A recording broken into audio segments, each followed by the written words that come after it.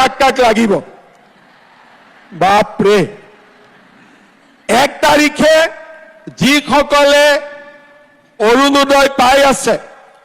তেওঁলোককো আৰু এটা নতুন উপহাৰ এটা মই ঘোষণা কৰিম আজি নকওঁ কি কৰিম হ'ব 1 তাৰিখে সবে শুনি থাকিব এতিয়া আপোনালোকে চাওক বিনামূলীয়াকৈ চাউল দিলে এতিয়া আমি কি কৰিছো চাউলৰ লগতে 117 টকাত আমি আপোনালোকক 1 কেজি দালি 1 কেজি নিমখ আৰু 1 কেজি চেনি দিছো 117 টকা হলেও দোকানীক 120 টকা দিব লাগে 3 টকাটো ঘূৰাই নিদিয়ে নে দিয়ে দিয়ে নে নিদিয়ে নিদিয়ে নিদিয়ে বুলি কোৱা সকলে হাত দাঙকচোন আৰু দিয়ে বুলি কোৱা সকলে হাত দাঙক 3 টকাটো ঘূৰাই দিয়ে দিয়ে কিছুমানক নিদিয়ে কিছুমানক দিয়ে 1 জানুৱাৰীৰ পৰা 3 টকাটোৰ জামেলাও আমি মাৰি দিম 100 টকা দিলে আপোনালোকে 1 কেজি দালি 1 কেজি চেনি 1 কেজি নিমখ পাই যাব ভাল হ'বনে বেয়া হ'ব এতিয়া চৰকাৰে দিয়া দালি চাউল নিমখ আপোনালোকে কিনিছে নে নাই লাহেকৈ কৈ আছে মই শুনা নাই নহয় কিনিছে নে নাই কোনে কোনে কিনিছে হাত দাঙকচোন সবেই কিনিছে দালিৰ কোৱালিটিটো ভাল নে বেয়া চেনিৰ কোৱালিটিটো ভাল নে বেয়া এতিয়া মই মাজে মাজে চিন্তা কৰি থাকো যে 1 জানুৱাৰীৰ পৰা আপোনালোকেতো 100 টকাতে 3টা বস্তু পাব অহাবাৰ বিজেপি চৰকাৰ বনাই দিব 100 টকাটো নোহোৱা কৰি দিম এই 10,000 টকা আমি কেনেকে ব্যৱহাৰ কৰিম এই সিদ্ধান্ত আপোনালোকে ল'ব লাগিব কোনে কোনে মোবাইল কিনিব হাত দাঙকচোন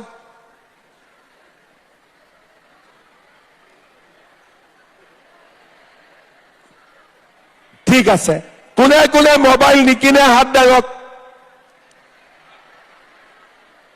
কোনেও নিকিনে আচ্ছা মোক এটা বেলেগ উত্তৰ দিয়ক কাৰ কাৰ মোবাইল আছে হাত দাঙকচোন বা সাবুয়াত সবৰে মোবাইল আছে মোবাইলৰ নম্বৰবিলাকো কেতিয়াবা মই লৈ লম যাতে ভাল ভাল আপোনালোকক ভাল ভাল খবৰ দি থাকিব পাৰো আজি কি আছে কালি কি আহিব ভাল ভাল খবৰবিলাক দি থাকিম আপোনালোকক ঠিক আছে যাতে আপোনালোকে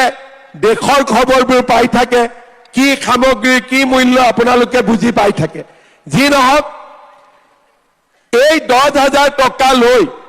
আমি 3টা কাম কৰিম এটা হল আমি গ্ৰুপত 10,000 টকাকৈ বেংকৰ পৰা লৈ আমি আমাৰ গ্ৰুপত জমা দিলো 1 লাখ টকা হল গ্ৰুপত আৰু গ্ৰুপটোৰ পৰা আমি ব্যৱসায় কৰিব পাৰো বা কোনোবাই ব্যৱসায় কৰিলে আমি তেওঁলোকক লোন দিব পাৰো 1 নম্বৰ 2 নম্বৰ যে নহয় আমি গ্ৰুপত নিদিও কাৰণ গোটত আমি আগতে দিছোৱেই গোটত ৰিভলভিং ফাণ্ডো আহিছে এইবাৰ আমি নিজে কিবা এটা কৰিম কোনো আপত্তি নাই আমি নিজে কুকুৰা পুহিলো হাঁহ পুহিলো গাহৰি পুহিলো সিলাই মেচিন কিনিলো তাঁতশালৰ বাবে খুঁটা কিনিলো আপোনালোকে নিজেও 10,000 টকাটো ব্যৱহাৰ কৰিব পাৰিব কোনোবা মহিলাই কব যে মই গ্ৰুপতো নিদিও কিন্তু নিজেও কিবা এটা কৰিবৰ কাৰণে মোৰ ভয় লাগি আছে যদি টকাটো অথলে যায় তেতিয়া আমি কি কৰিম আমাৰ হাজবেণ্ডে কিবা এটা ব্যৱসায় কৰি আছে বা ঘৰৰ কিবা এটা ব্যৱসায় আছে তাতে আমি 10,000 টকাটো বিনিয়োগ কৰিব পাৰো আৰু স্বামী আৰু পত্নীয়ে মিলি পেলাইও আমি এটা ব্যৱসায় গঢ়ি তুলিব পাৰো 6 মাহ 7 মাহ পিছত আমি আপোনালোকৰ ঘৰলৈ আহিম আমি আপোনালোকক খুদিম যে বাইদেউ 10,000 টকাটো পাইছিলে বোলে মই পাইছিলো টকাটো ক'ত খৰচ কৰিলে বোলে এটা মোবাইল কিনিলো ভাল কথা বোলে বিহু আহিলে কাপোৰ কিনিলো মাঘ বিহু আহিলে লগৰ কেজনীয়ে লগ বা হাঁহেদি ভাত খালো ঠিক আছে কিন্তু যিসকলে আমাক কব যে এই 10,000 টকা দি মই এই কামটো কৰিলো আৰু যদি মই আৰু টকা পাওঁ এই কামটো মই আৰু ভাল কৰি কৰিব পাৰিম আমি আপোনালোকক আকৌ এনেকে মাতি আনিম আৰু দ্বিতীয়বাৰ আমি আপোনালোকক 25,000 কৈ টকা দিম তেতিয়া কিন্তু 5টা বজাত নাহিব 8টা বজাত আহিলে হ'ব হ'ব দ্বিতীয়বাৰ আমি আপোনালোকক 25,000 কৈ টকা দিম আৰু 25,000 টকাটো ভাল কৰি খৰচ কৰিলে আমি আপোনালোকক তৃতীয়বাৰ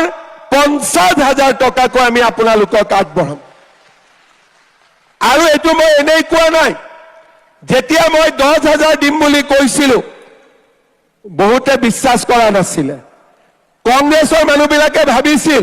যে আমি ভাল কৰি লুঙিখনকে দিব পৰা নাছিলো ধুতিখনকে দিব পৰা নাছিলো এও আৰু ক'ৰ পৰা 10,000 টকা দিব কিন্তু আজিতো পাই গ'ল 10,000 টকা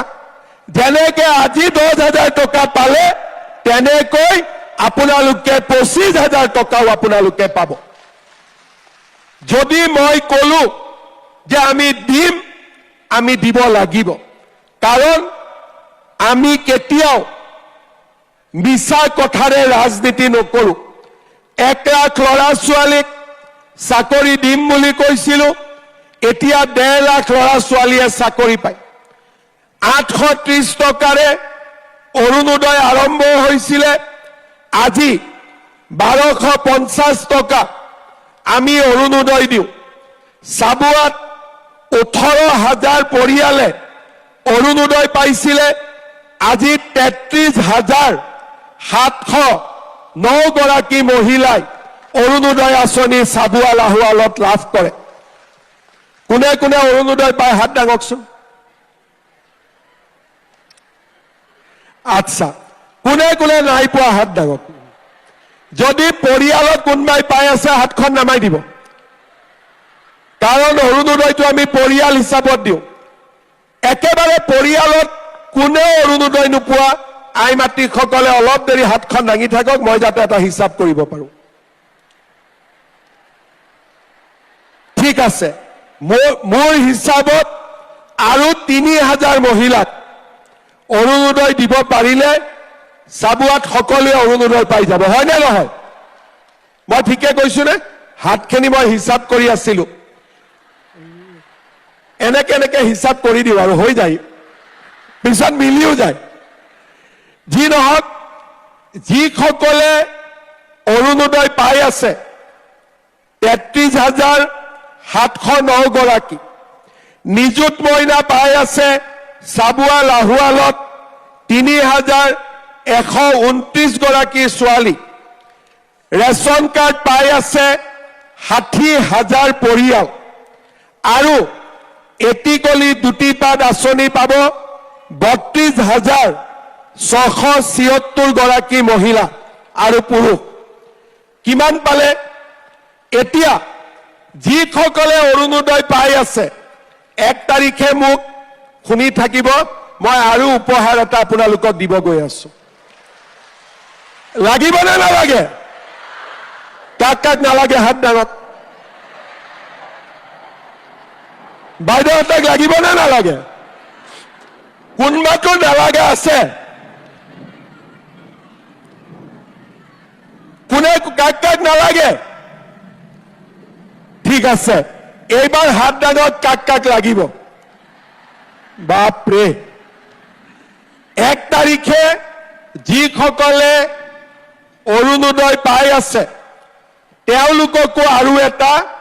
নতুন উপহাৰ এটা মই ঘোষণা কৰিম। আজি নকওঁ কি কৰিম, 7 দিন আপোনালোকে ধৈৰ্য ধৰক, হ'ব? 1 তাৰিখে চবে শুনি থাকিব। এতিয়া আপোনালোকে চাওক, আমাৰ চৰকাৰে উদ্যমিতা দিলে, অৰুণোদয় দিলে, নিযুত মইনা দিলে, ল'ৰা ছোৱালীক